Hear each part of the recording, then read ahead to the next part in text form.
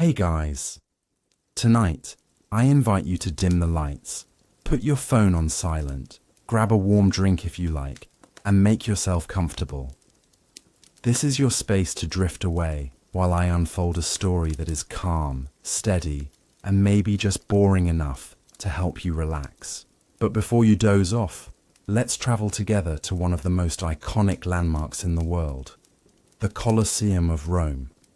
You've probably seen it in pictures, movies, or maybe even in person. But if you look closely at those images, something feels a little off. The Colosseum looks broken, as if half of it simply disappeared. And that's exactly the mystery we'll be unraveling tonight. Why is only half the Colosseum still standing? Was it swallowed by the earth, crushed by time, or stolen by the very city it wants to find? Let's begin this quiet journey into Rome's ruins. Imagine, for a moment, that it's the year 80 AD. The air is warm, the streets of Rome are buzzing, and an almost electric sense of anticipation flows through the crowds. Tens of thousands of people are moving in one direction, toward a brand new marvel of stone and engineering.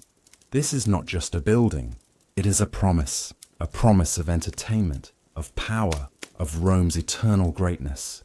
You walk with the crowd, caught in the river of voices, sandals scraping the dust of the cobblestones, and then you see it, the Colosseum. It rises higher than anything you've seen before, a mountain of marble and arches stacked one upon another, gleaming in the sunlight. The outer walls are decorated with statues and columns, and the massive entrances funnel people in as smoothly as the current of a river.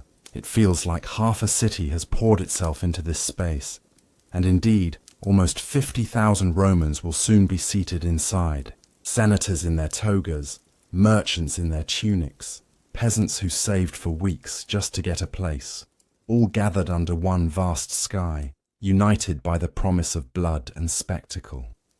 As you step through one of the grand arches, the sound changes. The noise of the street fades, and in its place comes the roar of an enclosed world. Inside, the Colosseum is alive. Trumpets blare, drums beat, and voices echo across the stone. It smells of sweat, oil, roasted meat from the stalls, and the faint metallic tang of weapons freshly sharpened. Beneath your feet, the ground shakes slightly with the stomp of thousands of feet, as if the very arena itself is breathing. You find your seat high up in the stands and look down. The arena floor stretches out like a golden stage, covered in fresh sand. You can already see the first performers entering. Gladiators clad in armor that glints in the sun, their helmets gleaming, their swords and tridents raised. The crowd roars louder, a wave of sound crashing against the marble walls. Lions pace inside cages at the edge of the arena, restless, their growls swallowed by the noise. In a few moments those cages will open, and the sand will turn from gold to crimson. And then it begins. Two gladiators meet in the center, saluting the emperor, Titus himself, seated in his special box. The fight is fast, brutal, and strangely beautiful. Every clash of weapons sparks a cry from the crowd. When one man falls, the entire stadium holds its breath. Will the emperor spare him, or will his thumb tilt toward death? The decision comes swiftly, and the arena explodes in approval or despair. Blood is spilled, bodies dragged away, and before the sand can settle, new fighters step forward. This continues for hours. Not just men, but exotic animals from Africa and the Middle East are brought in. Leopards, bears, elephants, even giraffes, all forced into battles they never chose. The Colosseum becomes a theater of life and death, a mirror reflecting Rome's might and cruelty at the same time. For the citizens of the empire, it is glorious entertainment. For the slaves and fighters below, it is survival or the end. The day stretches on, and you begin to understand why the Colosseum is not just an amphitheater, but a symbol of Rome itself. It is power carved into stone. Every brick whispers of the empire's wealth. Every scream inside it echoes the reach of Roman conquest. When night falls and torches are lit, the building glows like a crown of fire above the city. To see it in its prime is to believe that Rome will truly last forever. But now, step out of that vision. Step back into the present. If you visit the Colosseum today, you will not find that crown of fire. You will not hear the roar of 50,000 Romans or the clash of swords in the arena. Instead, you'll hear the murmur of tourists, the click of cameras, the shuffle of sneakers over ancient stone. And when you look at the building itself, you will notice something strange, something almost unsettling. The Colosseum, this eternal monument of Rome, is incomplete. Half of it looks like the ghost of what it once was. Where the arches should rise, there are only jagged edges. Where walls once soared, now open sky stares through the broken ribs of the arena. One side still stands, tall and proud. The other side looks like it's been gnawed away by time, leaving only fragments. It makes you wonder, what could have happened to half of the Colosseum? How does a structure so massive, so indestructible in its prime, simply lose half of its body? Was it an earthquake? Did enemies tear it apart? Did it just crumble under its own weight? Or, and here's the most fascinating truth, did the Romans themselves dismantle it brick by brick, like scavengers feeding on their own history? That's the mystery we're going to uncover. Standing in front of the Colosseum today, you might first be struck by its sheer size. Even in ruins, even with its missing half, the structure dominates the landscape. Tour buses pull up, street vendors circle with souvenirs, and thousands of people line up each day just to step inside.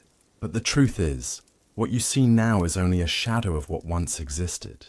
The outer ring is incomplete, the arch is broken, the marble gone.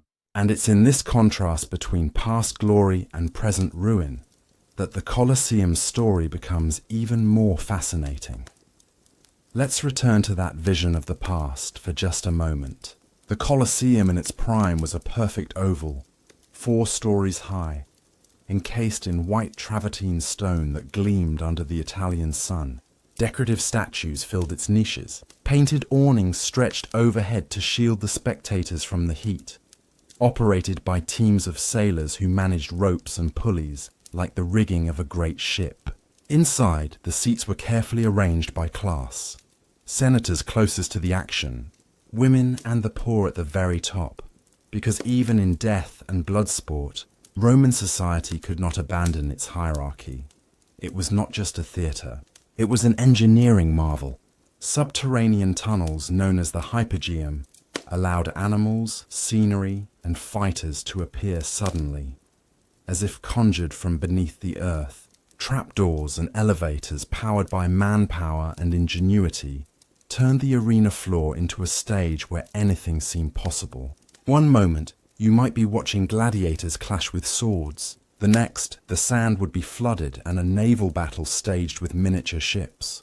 Rome spared no expense to keep its people entertained and to remind them of the empire's overwhelming power. Now pause again and look at the ruins. None of those painted awnings survive. The statues are long gone. The gleaming marble has been stripped away, leaving the raw skeleton of concrete exposed to the elements. What once felt like a place of eternal grandeur now feels fragile, as though even a strong wind might topple it. And yet, it hasn't toppled.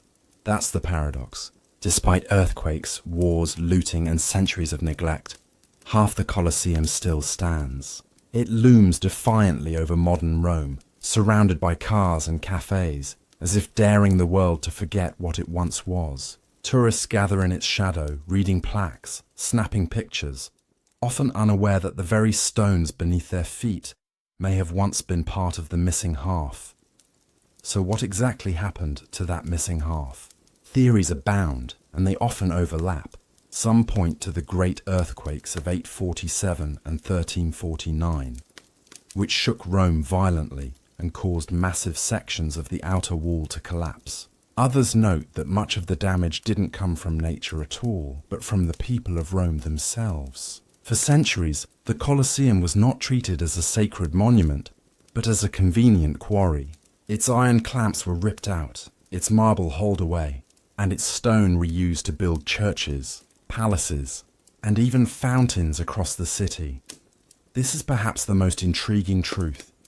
The Colosseum never truly disappeared. Instead, it was scattered. Pieces of it live on in St. Peter's Basilica, in countless Renaissance palaces, in the cobblestones that line the very streets of Rome.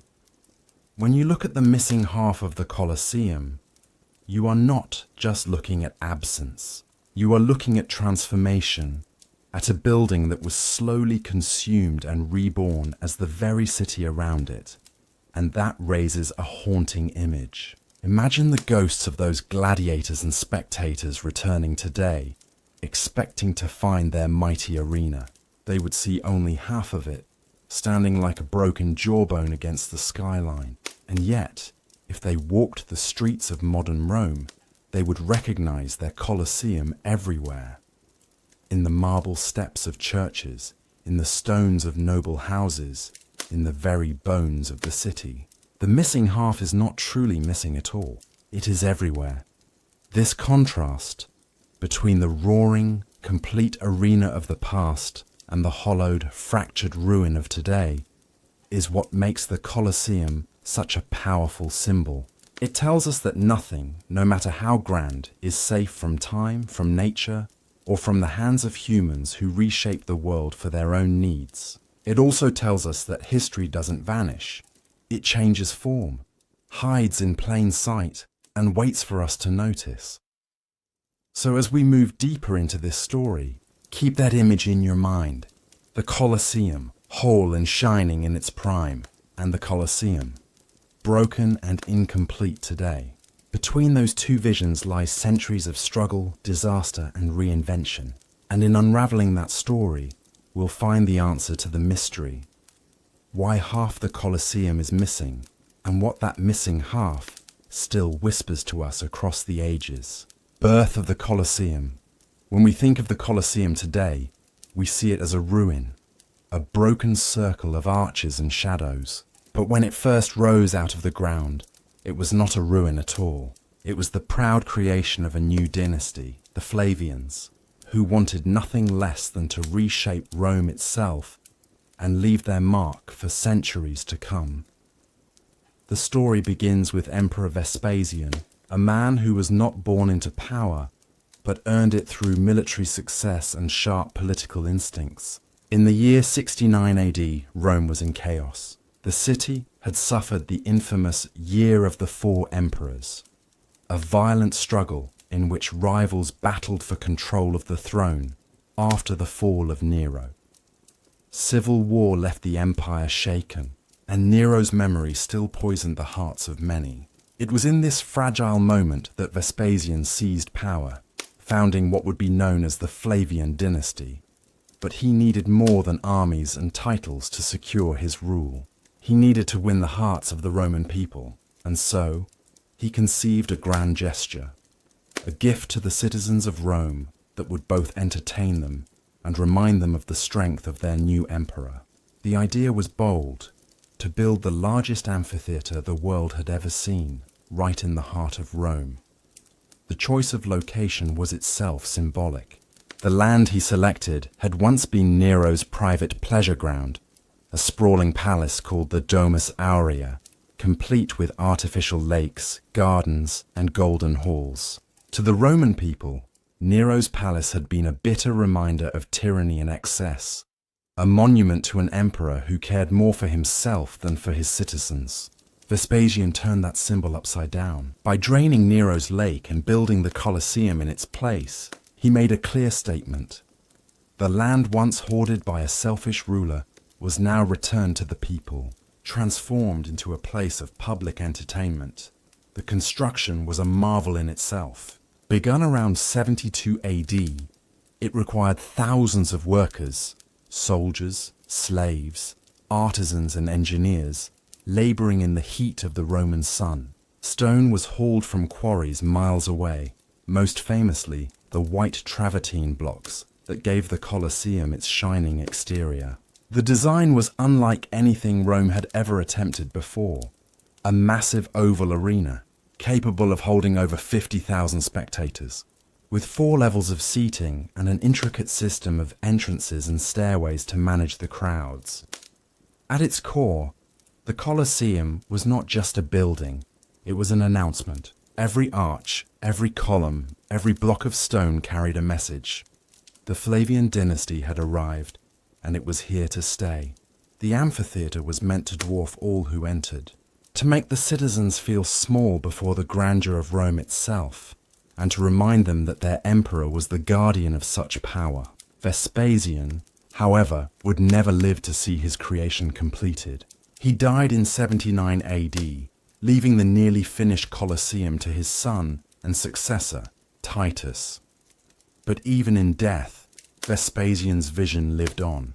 The foundations had been laid, both literally and politically. By gifting this arena to the people, he had set the stage for a dynasty that would use spectacle as a tool of power. To imagine Rome at that time is to imagine a city holding its breath. For years, it had been a city of fire, of palace excess, of civil war. Now, a new emperor promised stability, promised glory, promised entertainment, and slowly, rising from the ground where Nero's artificial lake once glistened, the Colosseum began to take shape. Arches stacked upon arches, a stone skeleton waiting to be brought to life. By the time the walls reached their full height, the people of Rome must have stared in awe. Here, at the center of their city, stood a structure unlike any other in the world. It was not only bigger than anything they had known, it was also theirs. For the first time, the common people of Rome would enter the same space as senators, nobles, and even the emperor himself, all seated under the same sky, all watching the same spectacle. The Colosseum was a promise carved in stone. Rome was still great, and under the Flavians, it would grow even greater, and so the stage was set. The amphitheatre was ready. The people were eager, and with Vespasian gone, it fell to Titus to open the Colosseum in the most spectacular way possible. Titus and the grand opening. When Vespasian passed away in 79 AD, the Colosseum was nearly complete, but the honor of finishing and unveiling this vast arena fell to his son, Titus. For Titus, the Colosseum was more than just a building project inherited from his father. It was a stage upon which he could secure his own reputation and prove that the Flavian dynasty was worthy of Rome's loyalty. Titus came to power during turbulent times. Just months before his rule began, Mount Vesuvius erupted, burying Pompeii and Herculaneum beneath ash and stone. The disaster shocked the empire, and many wondered if this young emperor could weather such a storm. On top of that, the Flavians still carried the weight of proving themselves against the memory of the Julio-Claudian emperors, the dynasty of Augustus, Tiberius and Nero.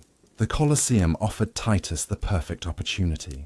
By dedicating this grand structure to the people of Rome, and by opening it with unmatched spectacle, he could demonstrate both strength and generosity. And so, in 80 AD, the Colosseum officially opened its gates. Imagine the anticipation.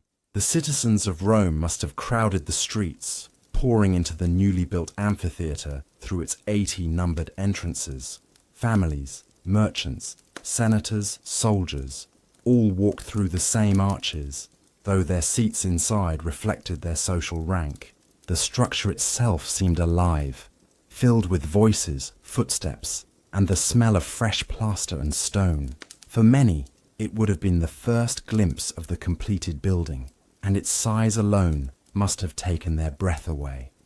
To mark the occasion, Titus announced games that would last 100 days. 100 days of continuous entertainment, 100 days of blood and spectacle, all free to the people. This was more than a festival. It was a demonstration of imperial power, wealth, and generosity. The message was clear. Under the Flavians, Rome would never run out of glory. The spectacles themselves were varied and astonishing. Gladiator fights were, of course, the centerpiece. These men, trained in schools across the empire, fought not only with swords and shields, but with a variety of weapons: tridents, nets, curved daggers, even heavy armor that turned them into walking fortresses. The crowds roared with every strike, with every fall, their excitement rising and falling like waves against the arena's sand. But gladiators were only part of the show. Animal hunts, known as venaciones, filled the arena with exotic creatures brought from the farthest corners of the empire. Lions from Africa, elephants from India, bears from the northern forests, crocodiles from the Nile. Creatures most Romans would never see in their lives appeared before them, often in stage battles against hunters or even against each other. These hunts were not just displays of courage or cruelty. They were reminders of Rome's vast reach. Every beast in the arena was a symbol of territory conquered, of lands brought under Roman rule. And then there were the naval battles, rare but unforgettable. The Colosseum's arena floor could be flooded, creating a shallow basin large enough to stage mock sea fights, complete with ships and sailors. Imagine the astonishment of the crowd as the sand was transformed into water, as vessels clashed in miniature wars, and men fought with oars, spears, and flaming arrows, all within the walls of a building in the heart of the city. The scale of these opening games was staggering. Ancient writers claimed that thousands of animals and countless gladiators took part, with blood spilled on a scale that was both horrifying and mesmerizing. But for the people of Rome, the message was not horror, it was reassurance. The emperor was rich enough, powerful enough, and generous enough to give them this endless supply of entertainment. At the center of it all stood Titus himself, watching from the imperial box. Every cheer, every gasp, every applause was a reminder that the Flavian dynasty had succeeded in capturing the hearts of the people. Rome was united, if only for the span of 100 days, by the shared experience of spectacle. When the games finally ended, the Colosseum had already become a legend. It was no longer just a building. It was the beating heart of Rome's public life, a place where emperors could demonstrate their power and where citizens could lose themselves in the drama of combat, the roar of animals, the clash of steel, and the cries of victory. For Titus, the opening of the Colosseum was the crowning moment of his reign. Though his rule would be brief, he died just 2 years later. The legacy of those 100 days would outlast him. The Colosseum had entered history not as a construction project, but as a living monument, filled with the memories of spectacle and the echoes of countless voices. And yet, the opening was only the beginning. Over the years, the Colosseum would continue to host games, festivals, and rituals, weaving itself deeper into the daily life of Rome. It was not just an amphitheater. It was a mirror of the empire itself. Vast, brutal, dazzling, and enduring, entertainment and society. Once the Colosseum had opened, it quickly became more than just a building. It became the beating heart of Roman entertainment, a place where the city's people, from the humblest peasants to the most powerful senators, gathered under one roof. To step inside was to step into a microcosm of Rome itself, where social order, politics, and spectacle blended together in a way that was both mesmerizing and terrifying.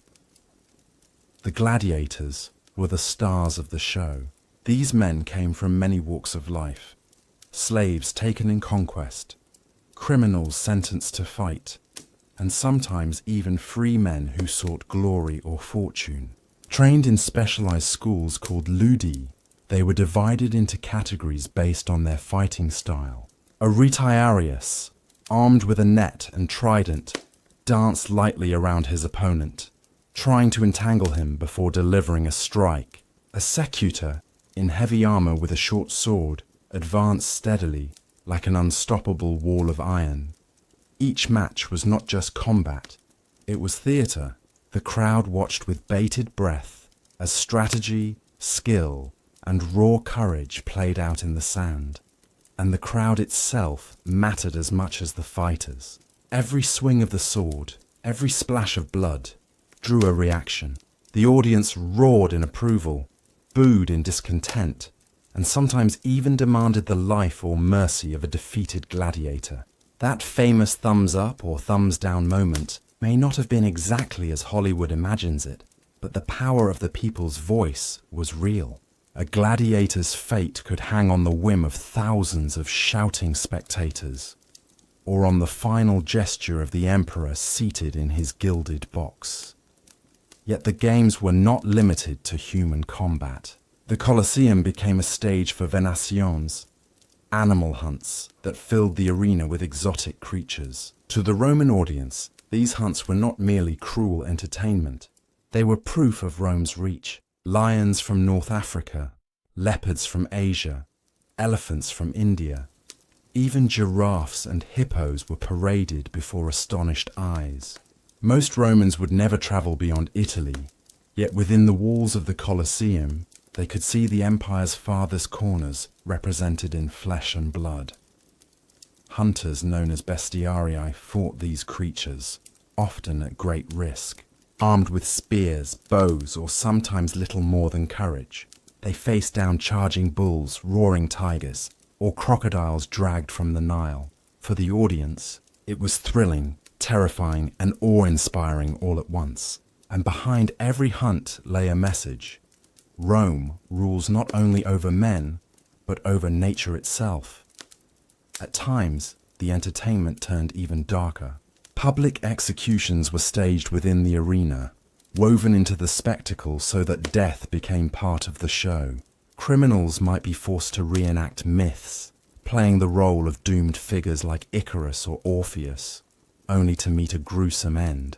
Others were thrown to wild beasts, their punishment transformed into a spectacle for the masses. It was brutal, but in Rome, justice and entertainment often walked hand in hand. Perhaps the most astonishing events, though rare, were the mock naval battles. Ancient sources tell us that the Colosseum could be flooded to create an artificial lake, and ships were brought in to stage miniature sea battles called naumachii. Imagine the astonishment of the audience as water poured into the arena, as wooden ships clashed, as men fought with oars, spears, and fire right in the middle of a city square. Whether every detail of these naval battles was as grand as described, or whether later historians exaggerated their scale, the idea alone shows the ambition of Rome's spectacle. There was nothing they would not attempt to entertain their people. And through it all, the Colosseum reflected Roman society itself. Seating was carefully divided by class. The emperor and elite sat closest to the action. Senators in marble seats of honor, equestrians just behind, and the common citizens higher up in the tiers.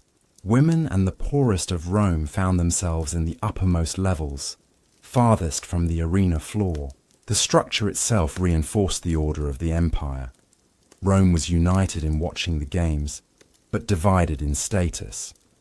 Still, for all the divisions, the Colosseum was also a place of shared experience. 50,000 voices gasped together at the same moment, cheered the same blow, and fell silent at the same death. For a few hours, the entire city beat as one heart, drawn together by the spectacle unfolding on the sands. It is easy to dismiss these events today as mere brutality, and they were brutal without question, but for the Romans, they were also a source of pride. They displayed courage, discipline, the power of the state, and the vastness of an empire that could gather men and beasts from across the known world into one arena. And so, day after day, year after year, the Colosseum filled with life. Gladiators fought for glory, animals roared, criminals paid with their blood, and the people of Rome found escape, excitement, and identity in the theatre of death. It was not simply entertainment, it was Rome itself, performed in stone and sand. Politics. Behind the games, it is tempting to see the Colosseum only as a place of entertainment, a grand amphitheatre where gladiators clashed and lions roared. But to understand its true importance, we must look deeper. The Colosseum was never just about games. It was about politics. It was about power. Every fight, every spectacle, every cheer that echoed within its walls served a larger purpose. to bind the Roman people to their rulers and to the empire itself. The phrase panem et circenses, bread and circuses, captures this perfectly. The Roman emperors knew that to keep the people content, it was not enough to provide food. They also had to provide distraction, entertainment, and a sense of participation in the grandeur of the empire. The Colosseum became the ultimate tool for this policy. Admission was free. Seating was open to all classes, though divided by rank. The games themselves were lavish, staged with resources that could only be provided by imperial wealth. By giving the people these spectacles, emperors bought loyalty, or at least silence, in exchange for entertainment. But the Colosseum was more than distraction. It was propaganda carved in stone. The games told stories of Rome's power, its discipline, and its divine destiny. When exotic animals from distant lands were paraded in the arena, they reminded the crowd of Rome's vast conquests. When criminals were executed in theatrical ways, they reminded citizens of the empire's justice. When gladiators displayed bravery, they reflected the martial virtues that Rome claimed as its foundation. Every event reinforced the same message: Rome is strong, Rome is eternal, Rome is supreme. The emperor himself was central to this performance. Sitting in his box, visible to all, he presided over the games like a god. He gave the signal to begin. He acknowledged the crowd's cheers, and sometimes he decided the fate of a defeated gladiator. To the people, the emperor was not distant. He was present, sharing in their excitement, their joys, and their bloodlust. In this way, the games created a bond between ruler and ruled, a bond of spectacle and shared emotion. It is no coincidence that the Flavian dynasty, which built the Colosseum, rose to power after years of civil war. They needed legitimacy. They needed to prove that they were not tyrants like Nero, who had built palaces for himself, but rulers who gave gifts to the people. The Colosseum was that gift. It stood on the very ground Nero had stolen for his private estate, and now it was open to all. The message could not have been clearer. The Flavians were emperors for the people. Other emperors followed this model. Domitian, the younger brother of Titus, continued the tradition, sponsoring games to win favor. Later rulers too used the Colosseum as a political stage. When times were troubled, when famine struck, or taxes weighed heavily, or wars dragged on, emperors turned to the games. A spectacular festival, a parade of gladiators, a flood of animals, could distract the people from their hardships and remind them of Rome's enduring strength. And yet, beneath the joy and spectacle, there was also control. The Colosseum gathered tens of thousands of people in one place. Here, the emperor could see them, hear them, and measure their mood. The cheers or jeers of the crowd acted almost like a political barometer. If the games were well received, the emperor's popularity was secure. If not, it was a warning sign. The arena was both a gift and a test, both entertainment and a reminder of who held power. There is a certain brilliance in this system. By turning bloodshed into spectacle, the emperors channeled the people's passions into controlled rituals. Anger, excitement, fear, and joy all found expression in the Colosseum, leaving less room for rebellion outside its walls. For a few hours at a time, the people of Rome were united, their voices rising in unison, their attention fixed not on politics or grievances, but on the sound of the arena. But there is also something haunting in this. The Colosseum shows us how power can shape culture, how rulers can use spectacle to command loyalty, and how entertainment can blur into politics. The people of Rome believed they were simply enjoying games. In truth, they were participating in a grand performance of empire, one that reinforced their place in the hierarchy and their dependence on the emperor's generosity. As long as the Colosseum stood, as long as the games continued, Rome projected an image of unshakable strength. But glory, as history always reminds us, does not last forever. The arena that once roared with life would, in time, fall silent. Its stones would crumble, its games would end, and its purpose would change. The Flavians built the Colosseum to immortalize their dynasty. Instead, it became a symbol of both the heights of Rome's power and the inevitability of its decline. The fall, decline and damage. When the Colosseum was first raised in the heart of Rome, it seemed eternal. A monument of stone and ambition, it defied time, weather, and even the ambitions of emperors. For centuries, it stood as the great symbol of Rome's might. Yet even stone, as the centuries remind us, is fragile. The first blows against the Colosseum did not come from armies or vandals, but from the earth itself. Rome rests upon a restless ground. The Italian peninsula lies within the reach of seismic fault lines, and earthquakes have long haunted the land. For much of the Colosseum's early life, fortune spared it. But as the centuries wore on, the tremors came. The Great Quake of 847 shook the city with merciless force.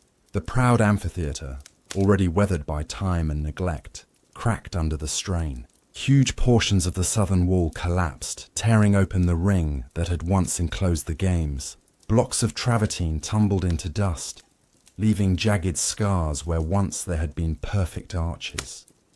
The people of medieval Rome, no longer the citizens of empire, but a scattered community clinging to the remnants of greatness, saw this disaster with a mixture of awe and resignation. To them, the ruin of the Colosseum was not only a tragedy, but a sign, a reminder that even Rome, once mistress of the world, had fallen under the judgment of time. The quake of 847 was only the beginning. 2 centuries later, in 1349, another earthquake shook the city.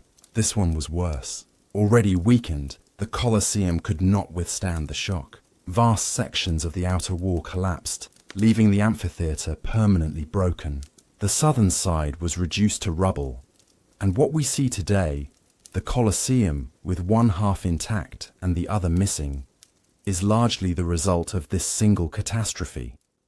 Imagine the scene, the ground rumbling beneath the feet of medieval Romans, houses swaying, bells clanging in their towers, walls cracking as people rushed into the streets in panic, and amidst it all, the Colosseum, the ancient giant, groaning under the pressure of nature's fury, dust rising, arches crumbling, stones tumbling down in an avalanche that must have echoed like thunder through the city. By the time the quake subsided, the amphitheatre was no longer whole. It was a ruin, and though later generations would still look to it with awe, the Colosseum of the emperors, the place of games and glory, was gone. Nature had done what no invading army had achieved. It had humbled Rome's most enduring symbol. And yet, in that destruction lay opportunity.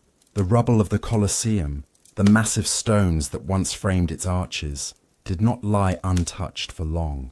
In a city where new churches rose, where palaces needed stone, and where the memory of empire mingled with the ambitions of popes, the fallen Colosseum became something more, a quarry. Earthquakes may have shattered the Colosseum's body, but what truly hollowed it out was not nature, it was Rome itself. For in the centuries after its collapse, the Colosseum was treated less like a monument of history, and more like a convenient treasure chest of stone and iron. Picture medieval Rome for a moment. The empire was long gone. The city, once the bustling heart of millions, had shrunk into a smaller, humbler community. Streets that once saw triumphal processions were quiet. Grass grew in the cracks of ancient paving stones, and the ruins of temples stood like ghosts among the living. Resources were scarce. To build a new house, to raise a new wall, to repair a church, stone was needed. Where better to find it than in the colossal carcass of the amphitheatre that loomed in the centre of the city? And so the looting began. Not with barbarian invaders, as legends might suggest, but with Romans themselves. Bit by bit, they stripped the Colosseum of its riches. The marble seats that once held cheering crowds were pried away and carted off. Decorative statues and carvings vanished into the city. absorbed into churches or broken down into lime for mortar. Perhaps most remarkable of all were the iron clamps. When the Colosseum was built, engineers had fastened its massive blocks of travertine together with iron dowels and clamps hidden deep within the stonework. These clamps gave the structure strength, binding the colossal walls into one. But in the Middle Ages, iron was as valuable as gold, and so scavengers set to work. They dug into the joints, prying out the clamps and leaving behind pockmarks, scars that can still be seen on the Colosseum stones today. To walk around its walls is to see the holes where Rome quite literally tore the skeleton from its own giant. The process was relentless, spanning centuries.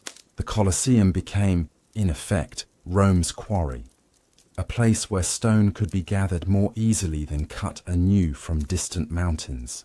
New palaces rose, built with the bones of the amphitheatre. The walls of medieval fortresses bore blocks that once echoed with gladiatorial cheers. Even the very mortar that bound Rome's later buildings often came from lime produced by burning fragments of the Colosseum's marble. It is almost ironic. The Colosseum, once built as a symbol of unity, a place where all of Rome gathered together under the same sky, became, in its decline, the source of countless smaller projects scattered throughout the city. The Great Circle was broken, its parts spread into 1,000 different corners of Rome, and yet the Colosseum never completely disappeared. Even as Romans dismantled it, they could not erase its presence. The outer walls, though broken, still rose high above the city, casting their shadows over the medieval streets. For some, the ruin was a convenient quarry. For others, it was a haunted place, a reminder of pagan Rome, of blood and games, of a past that the Christian city could never fully escape. By the 12th century, some noble families even fortified sections of the Colosseum, turning its arches into defensive strongholds. Imagine knights riding through its corridors, shields glinting where once gladiators had walked. The Colosseum had shifted from arena to fortress, from entertainment to survival. But the looting never ceased entirely. Generation after generation, Rome returned to its ruin, chipping away, taking what it needed. By the time the Renaissance dawned, the Colosseum was a hollowed shell of its former self, its stones scattered like seeds throughout the eternal city. The tragedy of the Colosseum's decline is that it was not destroyed in one sudden blow, like a temple burned or a palace stormed. Instead, it was undone slowly, quietly, piece by piece, by the very people it once entertained. The ruin we see today is not just the work of earthquakes or time. It is the legacy of centuries of human hands, prying, chipping, and carrying away the amphitheatre's glory. By the late Middle Ages, the Colosseum was already scarred and fractured, but its stones still stood in abundance, like a mountain of neatly cut blocks waiting for anyone bold enough to claim them. And no one was bolder in this regard than the most powerful figures in Rome itself, the popes. It may seem strange at first. The Colosseum, once the arena of gladiators and pagan spectacles, was hardly a Christian monument. In fact, to many early Christians, it was a place of horror, remembered, rightly or wrongly, as a site of martyrdom where believers were thrown to the beasts. But by the time the Middle Ages gave way to the Renaissance, Rome was less a memory of martyrs and more a city constantly under construction. Cathedrals were rising, palaces expanding, basilicas being rebuilt in ever more magnificent style. And all of these projects required stone. Where better to find it than the greatest ruin in the city? Beginning in the 14th and 15th centuries, papal decrees allowed, and in some cases encouraged, the systematic stripping of the Colosseum. Marble facing that once gleamed under the Italian sun was torn away.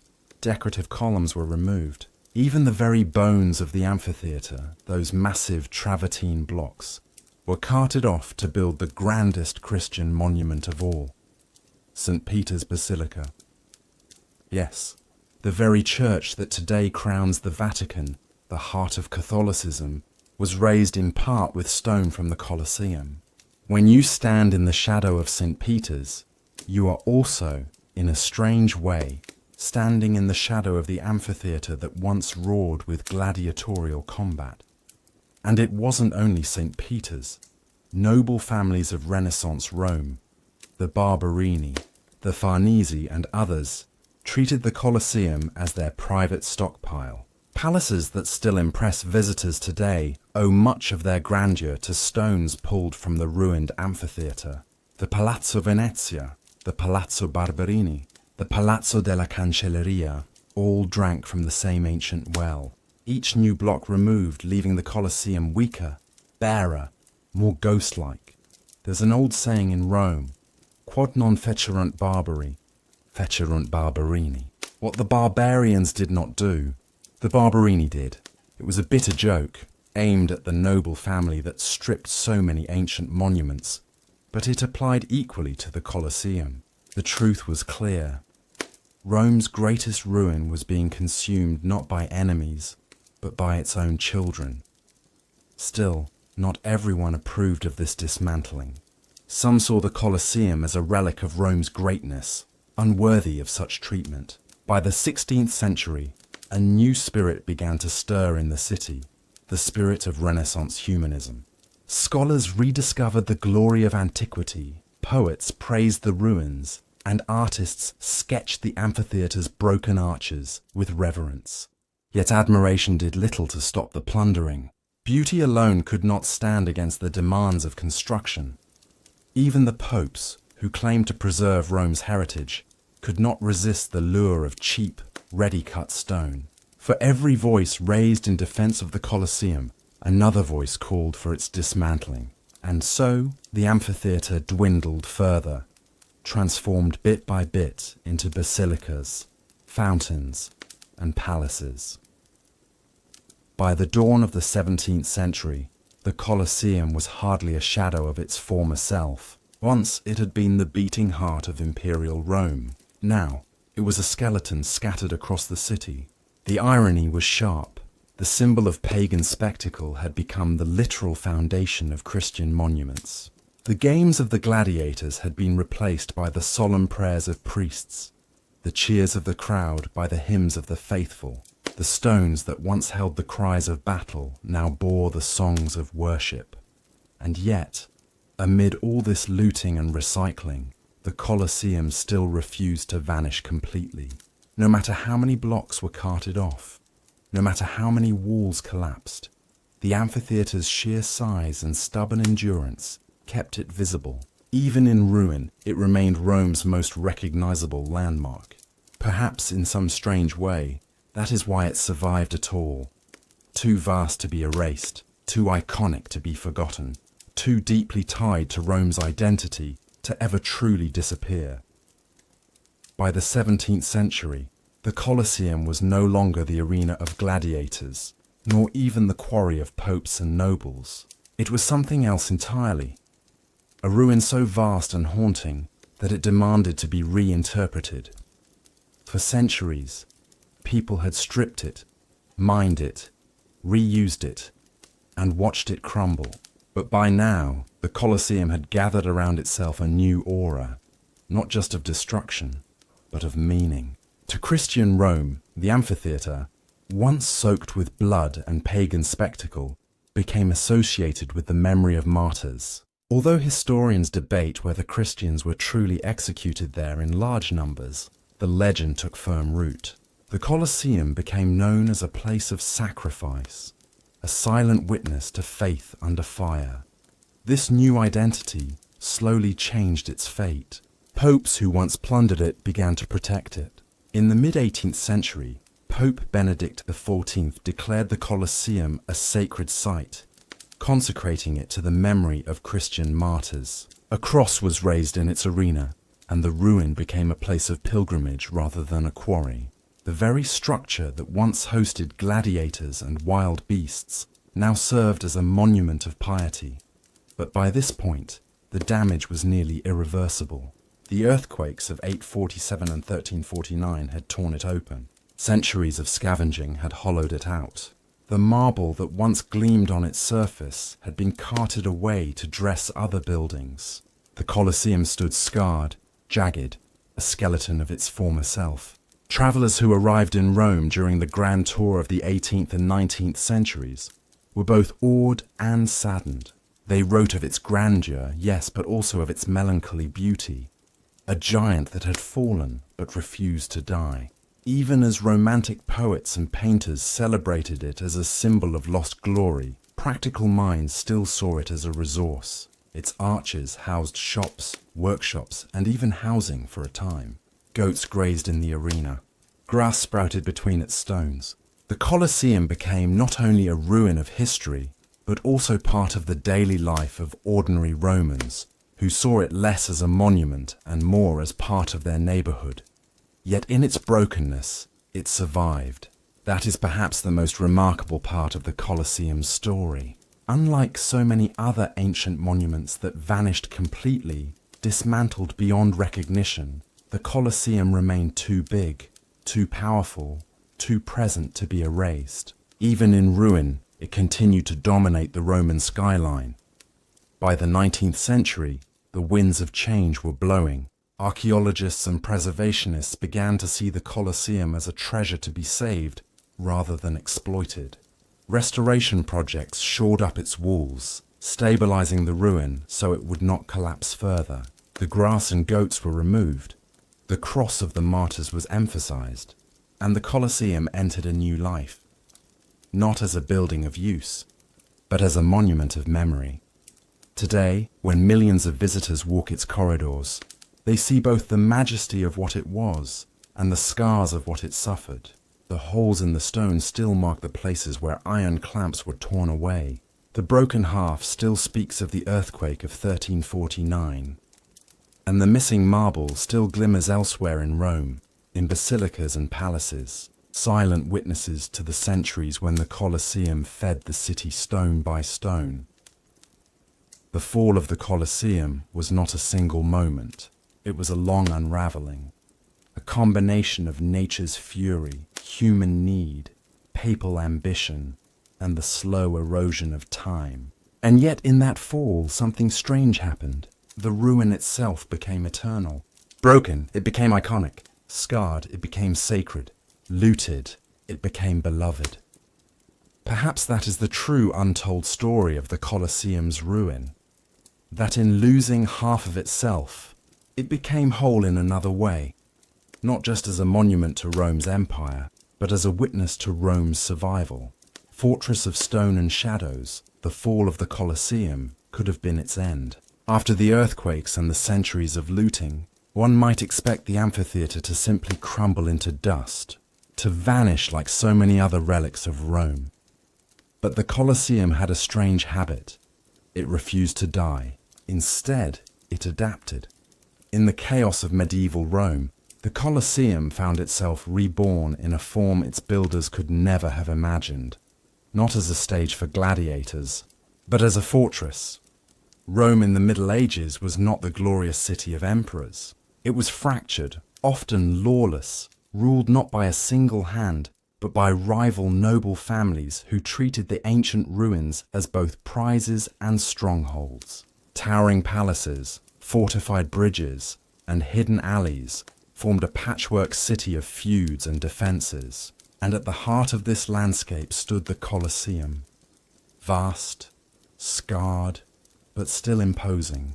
Its arches like ready-made battlements. In the 12th century, the powerful Frangipani family claimed the Colosseum as their own. They fortified its walls, bricked up its arches, and turned its ancient corridors into barracks. Imagine knights pacing where gladiators once sharpened their swords. Shields hung from the same walls where Roman citizens once pressed for a seat. Torches flickered in the darkened tunnels. Banners fluttered from the broken arches. And the Colosseum became less an arena than a medieval castle, looming over the city as a symbol of power. The transformation was practical. Its thick stone walls offered natural defense. Its sheer size intimidated rivals. For decades, perhaps even centuries, the Colosseum functioned as a stronghold, passed between noble families who used it to control the surrounding streets. To the medieval eye, it was less a relic of Rome's glory and more a fortress waiting to be claimed. And yet, in this role, the Colosseum also gained an eerie new identity. To ordinary Romans, the arena was a place of shadows, haunted, some believed, by the ghosts of gladiators and martyrs. Night wanderers swore they heard the clash of swords echoing in the dark or the growl of invisible beasts prowling beneath the moonlight. The Colosseum's arches, once filled with cheering crowds, now gaped like empty sockets, a hollow skull watching over the city. It was both fortress and phantom, a building that belonged to the living, but was filled with the whispers of the dead. By the late Middle Ages, however, the Colosseum's usefulness as a fortress began to fade. New fortifications rose elsewhere, and Rome's noble families found other places to display their power. The amphitheatre slipped once more into neglect, and soon into an even stranger chapter of its life. Because if it could no longer house knights and banners, it would house something else entirely: markets, stalls, and even animals. By the time the Middle Ages slid into the Renaissance, the Colosseum was no longer the proud fortress of the Frangipani family. Its military usefulness had waned, its walls still strong, but its strategic importance fading. And so the Colosseum entered one of the strangest chapters of its existence. It became a place not of emperors or knights, but of shopkeepers, market stalls, and livestock. Imagine walking into the amphitheatre in the 15th century. Instead of hearing the clash of gladiators or the thunder of wild beasts, you'd hear the bleating of goats, the braying of donkeys, the chatter of merchants haggling over cloth or vegetables. The grand arena, once the site of epic battles staged for the Roman crowd, was now a neighbourhood space, part marketplace, part barnyard, part tenement. It's almost comic if it weren't so tragic. Where emperors once strode in ceremonial robes, chickens now scratched the dirt. Where senators once leaned forward in their marble seats, farmers unloaded bundles of hay. And where thousands once roared in unison, now a handful of villagers bartered over wine and grain. For the ordinary people of Rome, the Colosseum was less a ruin and more a resource. Its arches provided shade for stalls, its corridors offered storage, its arena floor became grazing ground. Some families even lived inside its arches, using the broken structure as makeshift housing.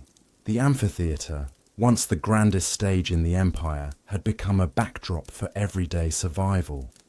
But there was something haunting about it too. Travellers who passed through Rome during these centuries often remarked on the strange scene, a colossal ruin, echoing with the sounds of animals and trade. To them, the Colosseum seemed both alive and dead, alive with the noise of daily life, dead in its broken grandeur. It was a paradox, a place where goats chewed grass beneath arches that had once framed gladiators' final cries. The arena floor itself, long since collapsed into the underground hippodrome, was by now filled with earth and rubble. Weeds grew thick, grass spread across the surface, and in springtime wildflowers bloomed. Shepherds led their flocks inside, letting sheep graze in the heart of what had been the Roman Empire's bloodiest stage. It is said that as late as the 18th century, locals still allowed animals to wander inside, a living barnyard set within the skeleton of antiquity. To medieval and Renaissance Romans, this was not necessarily absurd. They did not look at ruins the way we do today, as treasures to be preserved. To them, ruins were simply part of the landscape, useful for stone, shelter, or grazing. The Colosseum was not a sacred monument of history. It was a convenient piece of the city, a place to live, work, and survive. Yet at the same time, the Colosseum's strangeness never went unnoticed. Rumours of hauntings lingered. Locals whispered of spirits wandering its arches, of phantom lions prowling its shadows, of cries carried on the night wind. The juxtaposition was eerie, goats bleating by day, ghosts by night. Travel writers of the Renaissance often described the Colosseum as a place of awe mixed with decay, a monument that was too large to fully understand. To them, it was a ruin both majestic and ridiculous. Majestic in its surviving walls, ridiculous in the sight of pigs and merchants inhabiting its floor. And yet, it was precisely this bizarre coexistence of grandeur and banality that kept the Colosseum alive. Unlike other ruins that were stripped bare and forgotten, the Colosseum was never fully abandoned. It continued to be used, not in the way its builders intended, but in the way ordinary Romans needed. That stubborn, practical survival ensured that the amphitheatre remained part of the living city, rather than sinking entirely into the past.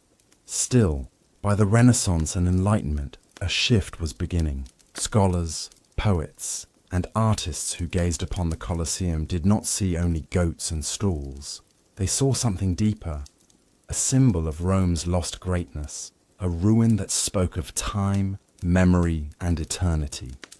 The marketplace and the barn would fade away, but the idea of the Colosseum as a poetic ruin would endure. By the time the Renaissance dawned, the Colosseum was no stranger to strange lives. It had been a fortress, a market, a barnyard, and a haunted shell. But now, under the gaze of scholars, poets, and travelers, it began a new life, as an icon. The Renaissance was obsessed with rediscovery. Artists sketched ancient statues, architects studied old ruins, and humanists pored over dusty manuscripts. To them, the ruins of Rome were not just practical resources but windows into a glorious past. And the Colosseum, largest of them all, stood as both inspiration and warning. Yet even in this new age of admiration, the Colosseum remained eerie. Locals whispered of ghosts still wandering its arches. Some swore the amphitheatre was cursed, its shadows filled with restless spirits. Gladiators who never found peace, martyrs who never stopped crying out. Travellers reported feeling chills when passing through its corridors at night, describing it as both majestic and haunted. The ruin became not only a historical curiosity, but also a Gothic stage for the imagination. But alongside the fear came reverence. Renaissance painters captured its broken arches, poets described it in melancholy verse, and architects marveled at its design. The Colosseum became a textbook for anyone interested in classical architecture. Its layers of Doric, Ionic, and Corinthian columns inspired new buildings across Europe. What once housed goats now instructed geniuses. By the 17th and 18th centuries, the Colosseum had become a must-see destination for the educated elite. The Grand Tour, journeys made by wealthy young Europeans across Italy, always included a stop in Rome. And no stop in Rome was complete without standing in the shadow of the Colosseum. To walk among its ruins was to touch eternity. It was during this period that the Colosseum began to take on a symbolic life larger than itself. Writers compared it to the resilience of Rome, the fragility of human achievement, the inevitability of time. Lord Byron, centuries later, would call it a monument of both glory and decay, an eternal reminder that even the mightiest empires fall. The Colosseum became less about gladiators and more about philosophy. Meanwhile, the church rebranded the ruin for itself. Though earlier popes had plundered it, by the 18th century, the Colosseum was consecrated as a Christian site. A cross was planted in its arena. Stations of the cross were installed around its perimeter. Pilgrims walked its paths, not to imagine gladiators, but to honor martyrs. The arena of blood had become an arena of faith. In Enlightenment thought, too, the Colosseum loomed large. Philosophers saw in it a symbol of human folly, proof that empires rise and fall, that spectacle fades, that even stone crumbles. To others, it was a testament to endurance, a ruin that, despite centuries of earthquakes, looting, and bizarre reuse, still refused to vanish. Artists like Piranesi etched it with dramatic shadows, exaggerating its vastness to stir awe. Romantic poets, centuries later, would stand before it under moonlight and speak of eternity. To them, the Colosseum was not just a ruin, but a metaphor for time itself, unstoppable, unmerciful, and yet strangely beautiful. What is striking is how the Colosseum, in this symbolic rebirth, carried all its strange histories with it. The haunted stories, the goats, the marketplace, the fortresses, all added layers to its identity. It was no longer only the amphitheatre of Vespasian and Titus. It was a palimpsest, a monument that told of empire and decline, of faith and survival, of practical reuse and poetic revival. By the time the modern age dawned, the Colosseum had fully transformed into what we know today.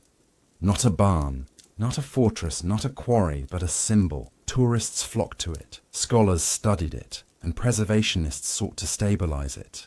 The amphitheatre had survived not by remaining whole, but by constantly adapting to whatever the city needed.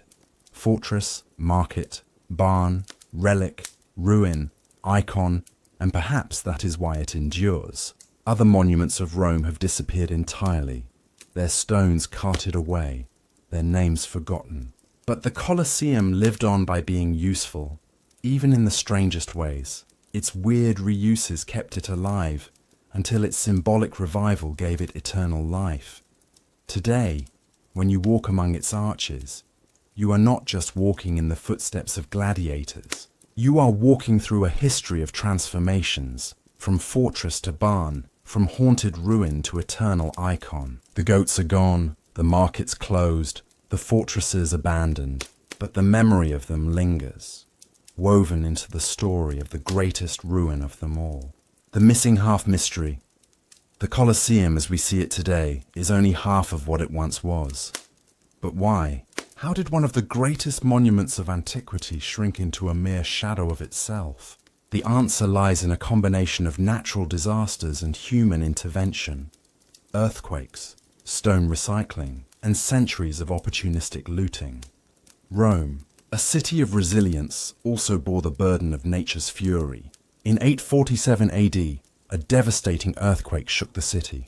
Columns cracked, arches collapsed, and parts of the Colosseum's upper tiers tumbled into dust. A second major earthquake in 1349 was even more destructive, reducing entire sections of the structure to rubble. Stone once used to hold up the arena now lay scattered on the ground, broken, forgotten, and exposed. Yet the natural destruction was only part of the story. Humans, driven by necessity and ambition, contributed heavily to the missing half. Over centuries, the Colosseum became a quarry for the very city that once cheered within it. Iron clamps, designed to hold the stone blocks together, were pried out and melted for reuse. Marble surfaces, carved with exquisite detail, were stripped and transported to build churches, palaces, and public buildings. Every time Rome needed a new monument, the Colosseum provided the materials. The irony is striking. The Colosseum disappeared, not because it was abandoned, but because Rome itself was being rebuilt on its bones. Stones from the arena now form parts of St. Peter's Basilica, the Capitoline Hill palaces, and countless other structures across the city. Walking through Vatican City today, one could unknowingly step on the same marble once trodden by gladiators and spectators. The missing half of the Colosseum lives on invisibly, integrated into the fabric of Rome. Medieval and Renaissance chroniclers remarked on this strange disappearance. Travelers marveled at how an ancient monument could lose so much yet remain imposing. They saw a ruin that was incomplete yet unforgettable, a reminder of both time's cruelty and human ingenuity. Scholars today trace the exact stones used in major constructions across Rome, revealing the tangible link between destruction and reuse. But beyond architecture, the missing half carries symbolic weight. The Colosseum was not just a building, it was a stage of spectacle, power, and politics. Its reduction mirrors the decline of Rome itself, a civilization that once commanded continents now standing on the remnants of its past glory. And yet, paradoxically, its materials live on. Rome rises from the Colosseum's ruins, an eternal city built from its own history. By the end of the Middle Ages, the Colosseum's missing half had become both a cautionary tale and a source of fascination. People wondered, how does a monument vanish without vanishing completely? The answer, as we now know, lies in a combination of nature's power and human opportunism, a dynamic that shaped the city as much as it shaped the ruins themselves. To truly understand the missing half, one must imagine the Colosseum in its prime. Picture the grandeur of the full ellipse, every tier filled with spectators, the roar of the crowd rising above the arena, gladiators and wild beasts performing below. The other half, now gone, once mirrored this spectacle. Its absence is not just a physical loss, but a missing heartbeat of Roman life. The systematic stone recycling, particularly during the Renaissance, accelerated the disappearance. Popes like Sixtus V and noble families stripped the Colosseum for their grand projects. Marble blocks, travertine, and iron fittings were removed, transported, and repurposed. Builders often preferred ancient stone, cut and shaped perfectly, over quarrying new materials. In a sense, the Colosseum became a library of building materials, its stones telling stories in new forms across the city. Every time you see the Vatican, the Capitoline museums, or even certain Roman fountains, you are indirectly seeing a piece of the Colosseum. This historical irony makes the ruin more than a monument. It makes it a living entity. The missing half is everywhere yet nowhere. It has been absorbed into the life of the city itself. Tourists marvel at the structure still standing, but few realize that its absent counterpart is literally beneath their feet, supporting Rome's enduring skyline. The narrative of the missing half is also a story of resilience. Despite earthquakes, looting, and centuries of neglect, the remaining half survived. And it survived not just physically, but symbolically. Today, archaeologists and preservationists have stabilized what remains, ensuring that future generations can witness the majesty of the Colosseum. Yet even as it stands, incomplete, it continues to teach an essential lesson. Time erodes all things, but human ingenuity and reverence can preserve memory. The missing half also challenges our perception of history. Most ruins are seen as static remnants, but the Colosseum's disappearance and partial reuse show history as dynamic, constantly reshaped by natural forces and human needs. Its stones, scattered across the city, form a mosaic of stories, from gladiatorial combat to ecclesiastical ambition, from medieval markets to modern tourism. Each fragment is a piece of the puzzle, and together they reveal a civilization constantly reinventing itself. So next time you gaze at the Colosseum, consider this. Half of it is missing, yet fully present in another form. When you visit Rome, the city itself is a continuation of the arena, and the stones beneath your feet might have once held up crowds cheering for life, death, and glory. The Colosseum's missing half is not gone. It is everywhere, a hidden but powerful testament to the resilience of both stone and civilization.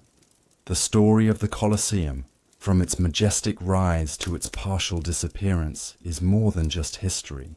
It is a reflection on human nature, civilization, and the paradox of creation and destruction. Humanity has an uncanny ability to both build and dismantle, often using the very same materials. The stones of the Colosseum were quarried, raised, and shaped for glory, only to be later pried apart and repurposed for other monuments. This cycle of destruction and reconstruction is a fundamental aspect of human progress. Every empire, every civilization has left traces in what it builds and in what it consumes. The Colosseum exemplifies this vividly. Its grandeur made it a symbol of Roman power, and its dismantling became a symbol of Rome's enduring adaptability. Even as earthquakes crumbled its structure, the city found a way to reuse the remnants. Iron was melted down, marble transported, stone reused. In essence, the Colosseum never truly vanished. It transformed, scattered across Rome, embedded in churches, palaces, and fountains. This scattering is symbolic. It mirrors the human tendency to fragment the past while building the future. We are collectively both preservers and destroyers. The Colosseum teaches that even destruction carries utility, and even decay contains beauty. Every stone in St. Peter's Basilica, or the Capitoline palaces that originated from the Colosseum, is a silent witness to history, a reminder that what we build may outlast us, but often in unexpected forms. Moreover, the Colosseum stands as a reflection on impermanence and continuity. Time spares nothing, yet human ingenuity ensures that nothing is truly lost. The missing half of the Colosseum is not absence, it is presence in disguise. When you walk through Rome today, you are not just walking in a city, you are walking in the afterlife of an ancient empire. The stones whisper stories of gladiators, emperors, and ordinary Romans, but they also tell stories of builders, popes, and nobles who reshaped the world around them using the same resources. Philosophically, the Colosseum represents duality, creation and destruction, permanence and transience, glory and decay. Its surviving half reminds us of endurance, while its missing half teaches us humility. As a civilization, Rome understood how to harness both sides of this coin. And as observers today, we can learn to see beauty not only in what remains, but in what has been transformed, scattered, and repurposed. The reflection becomes personal too. How often do we, in our lives, destroy something to rebuild it anew? How often do we take what already exists and reshape it, perhaps unknowingly preserving the essence of what once was? The Colosseum is a monumental mirror, showing humanity's eternal dance with its own creations. Its stones, scattered yet immortal, remind us that loss and transformation are inseparable from legacy. And that's the story of the Colosseum. Its rise, its fall, its strange transformations, and the mystery of the missing half. From gladiators to goats, from emperors to popes, every stone has a story to tell, and every ruin is a reflection of human ambition, creativity, and impermanence. History isn't just in books, it's all around us, hidden in plain sight, scattered across cities, waiting for curious minds to uncover it. If you enjoyed this journey through time, don't forget to hit that like button, subscribe, and turn on notifications. You won't want to miss the next dive into history's hidden corners. And drop a comment below. Which part of the Colosseum story amazed you the most? The grandeur, the decay, or the scattered legacy? Dim the lights, relax, and stay curious, because history is never truly gone. It's just waiting for you to discover it.